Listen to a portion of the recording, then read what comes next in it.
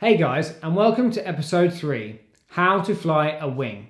In this video, I'm going to be talking through all the important fundamentals of winging, safety, terminology, wind window, angle of attack, and handling the wing on the beach.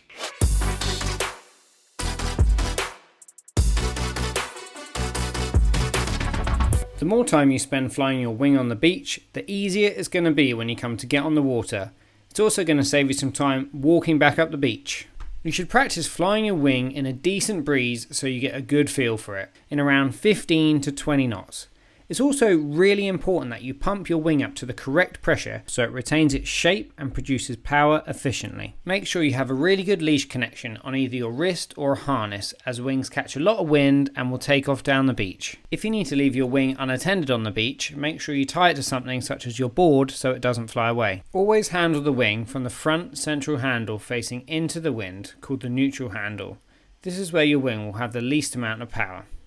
Move the wing up and down, holding the neutral handle to get an idea how the wind flows over the wing. It's a great reference to know the leading edge will naturally face into the wind and the centre strut will face in the direction the wind is going. Practice lifting the wing and reaching to grab the rear power handles. Always go from front to back. To flip the wing, shuffle your hands along the leading edge to the end of the wing so you can create enough leverage to flip the wing over. You should practice this on your knees to emulate being on your board. To generate force with the wing, you need to hold it across the wind. This is called the angle of attack. Practice moving both hands underneath the wing, grabbing the power handles or boom. Your front hand should be closest to the leading edge and your back hand closest to the trailing edge. This is the powered position. When the wing is flat and lined up with the wind, it generates minimal force. As you pull in your back hand and increase the angle, the wing catches more wind and the power increases. Push away your back hand for less power and pull in for more power. If you pull your back hand in too much, it will stall the wing. Try to find that sweet spot where there's still plenty of airflow over the wing and you're getting a decent amount of power. Grip the wing with an open palm to avoid over-gripping and tiring out your forearms. Release your backhand at any time to instantly depower the wing.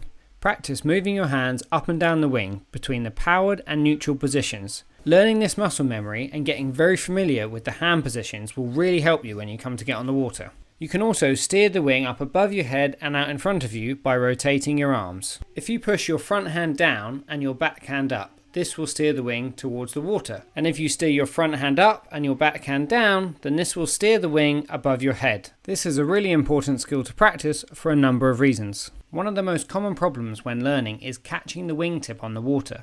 So you can use these steering techniques to help keep the wing above your head and out the water. Always keep your front hand higher than your back hand. This will help you avoid catching a wingtip. Another reason why you need to steer the wing is to adjust the direction of force. When the wing is lower towards the water, it gives more sideways pull. With the wing higher above your head, it will give more upwards lift. This technique is really important for controlling your speed. Now, let's look at how to practice walking across the wind on the beach with the wing in the power position.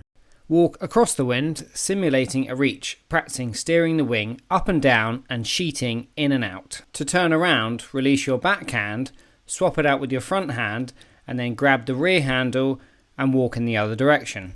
Another skill to mess around with on the beach is pumping the wing. Pulling the wing towards you quickly pushes more airflow over the wing, resulting in more power. You'll find yourself pumping the wing instinctively, and it's a really useful technique for helping get up on the foil when there's not enough power. Now let's look at how to carry your board, foil and wing into the water. Always carry your wing downwind and your foil upwind. Beginner equipment can be quite heavy and bulky, so it might be worth carrying your board to the beach first and coming back for your wing. You can carry smaller boards with a handle under your arm, but boards have different handle configurations, so experiment what works best for you. Just make sure you keep your wing as far downwind as possible to avoid puncturing your wing with your foil, as it's surprisingly easy to do. It's really important to always use a board leash. The board will blow off downwind faster than you can swim. When entering the water with the wind foil setup, I tend to walk in as far as I can with the board on its side until I can't stand anymore. Then I jump on the board and pad it like a surfboard until it's deep enough so I can start going on the foil. A handy technique in flat, shallow water with big, bulky beginner kit is to float the board with the foil up.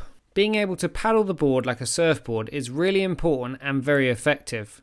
Especially when wing supping, It's essential to be able to paddle the board upwind, as you are guaranteed to get blown downwind when you're learning. A really handy tip is to hook your feet on the leading edge. This makes it much easier to paddle. So that wraps up this lesson. Thank you so much for watching. Please smash the like button, drop me a comment and subscribe. I'll see you in the next lesson. Peace out.